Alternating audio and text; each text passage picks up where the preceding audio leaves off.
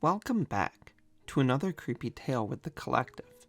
Tonight we'll be listening to Something Evil is Lurking in Grandma's Basement by Call Me Star off of Reddit's No Sleep. But first, if you've not subscribed to our channel, please do so. Like this video and turn on your notifications so you don't miss anything that we release. Grandma's basement was off limits. I shouldn't have gone down there, but I did, and I've regretted it ever since. I was 9 years old when it happened. My father was forced to work night overtime, so he dropped me off at Grandma's for the night. I cried and cried, pleading not to be left alone with her. After much fuss, Dad promised he'd try to pick me up later, but only if he finished work early. His eyes were doubtful and didn't soothe me one bit. Grandma had the devil's temper. Mean as a junkyard dog she was, and twice as ugly. Her crinkly skin clung tightly to brittle bones, but her eyes never wavered. They'd cut you down to size in an instant. That and her voice, which sounded like an ashtray. "Go fetch my walker," she ordered from her spot on the couch the moment I arrived. "And a cold root beer from the fridge while you're at it." I did. When I returned, she was snoring. Drops of drool decorated her furrowed face. I didn't want to disturb her. I wouldn't dare. So I left the walker leaning against the couch and placed the soda on the coffee table next to the remote control. Her home was stuffy and dungeon dark, with boxes of junk lining the flowery walls, like ivory towers. I didn't have a cell phone or iPad, and her computer was ancient. There was one TV, and it was so loud my ears were bleeding. My grandmother had no pets, nor friends to speak of. Ugh. Even her food sucked. I didn't know what to do, so I changed the channel. Big mistake. "How dare you?" she snapped like a crocodile. "I was watching CNN." She wasn't, but I wasn't about to mention this. Soon Grandma was snoring again, but I didn't dare change the channel. I went about searching for stuff to play with, but my search was in vain. I checked the time. A half hour had passed. I had to do something. Anything. There was only one place I could think of. One place left unexplored. The basement. But I'd been warned. Never go down there. Period. But what choice did I have? Besides, I was young and naive. Being carved up and killed was way beyond my comprehension. 9-year-olds don't get murdered by their grandmothers. Even in horror movies they don't. The door creaked open, seemingly on its own. I tiptoed towards the edge of the stairs and peered down. I couldn't see the bottom, but something was down there. Something. I knew this. I imagined the worst. Snakes and spiders and rats and things. My tummy tightened. There was no way I was going down there. No way. Not happening. I told myself this, but I didn't listen. I wish I had. Slowly I descended the rickety stairs, near certain that something would jump out. Something did. A rat.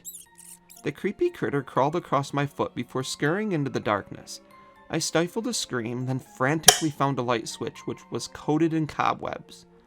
The light was pale and narrow. Strange shadows danced along the drab and dreary walls like marionettes.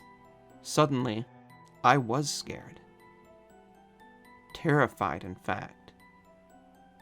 No wonder. I could barely see my own hand in front of my face.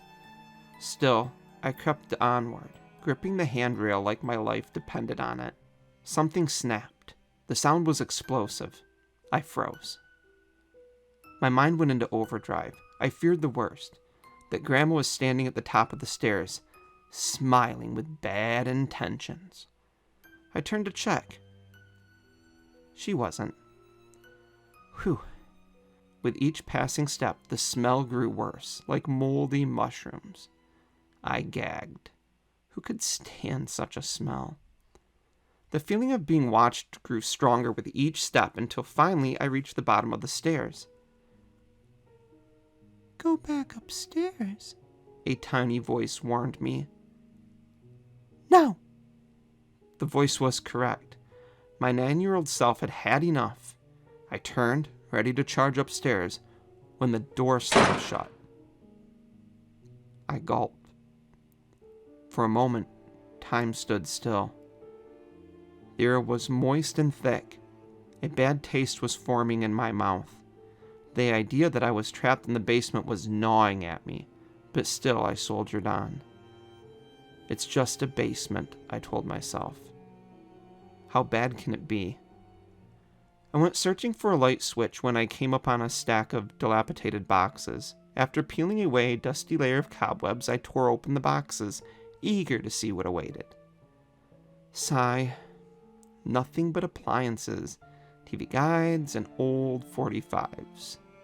With my hopes of finding long-lost treasure obliterated, I decided to get my butt back upstairs, before Grandma noticed I was missing.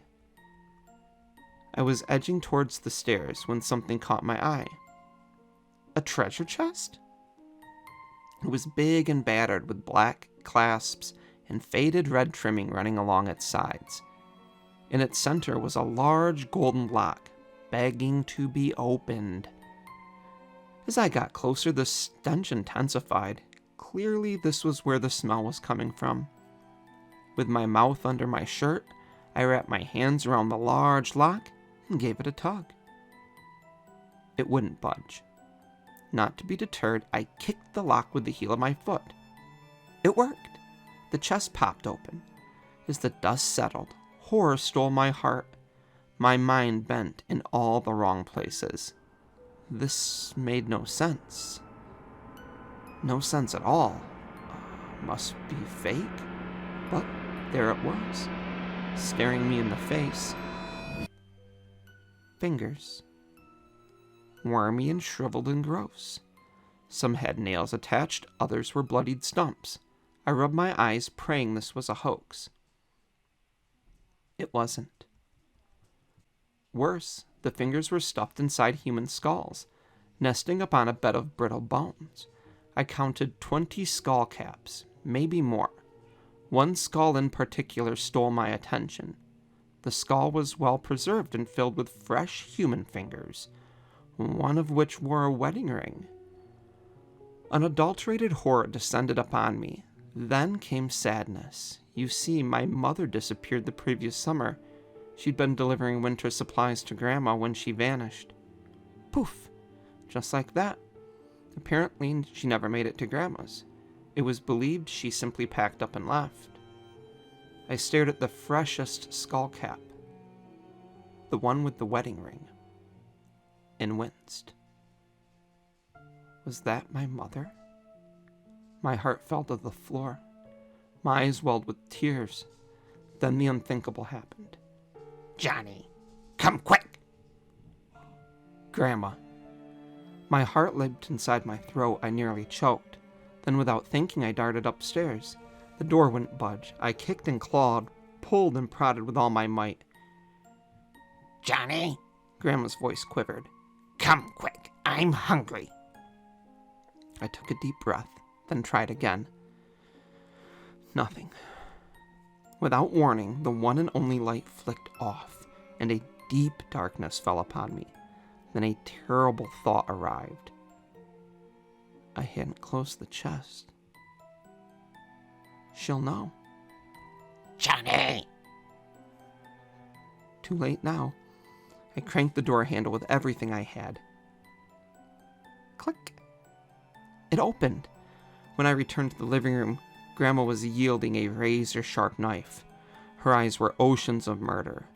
You shouldn't have gone down there, Johnny. I tried to say something, anything, but failed.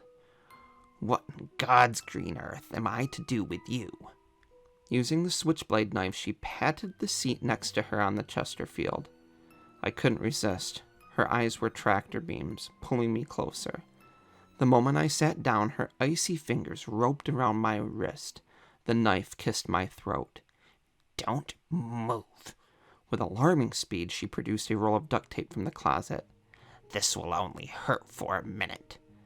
I regarded the steely knife and gulped. I was terrified. My heart was pounding through my t-shirt. I didn't want to die a gruesome death. No way. But I didn't dare budge. Grandma rolled up her sleeves, then cut a long piece of tape. The knife cut effortlessly. She sat next to me, clutching both knife and tape. "It should never have come to this, Johnny, but..." Just then, headlights splashed across the drapes and a car pulled into the driveway. "Daddy!" My grandmother winced, but the knife never wavered. I leaped from the couch and rushed outside, greeting my dad with open arms. He poked his head inside and said goodbye. Grandma smiled politely, but her eyes were ablaze. The knife and tape disappeared. On the way home, I asked my father about Mom. He talked about the day they'd met, a story I'll never get sick of hearing. His voice quivered as he spoke. I wanted to bring up Grandma, her box of fingers and skulls, her knife and tape, but I didn't. Something in her eyes warned me not to. Grandma died later that year. Father cleared the house before selling it. No one was allowed to help. No funeral was held, and Father never spoke of Grandma again. Ever. In time, life went back to normal, whatever that means, and Grandma's basement became a distant memory, except of course in my dreams, where her basement still haunts me, even as an adult. Last month my father died. Cancer finally got the best of him. When I cleared out his home, I stumbled upon something peculiar. Mother's wedding dress. Wrapped inside were some items of interest. A skull cap, fingers, and a wedding ring. He knew.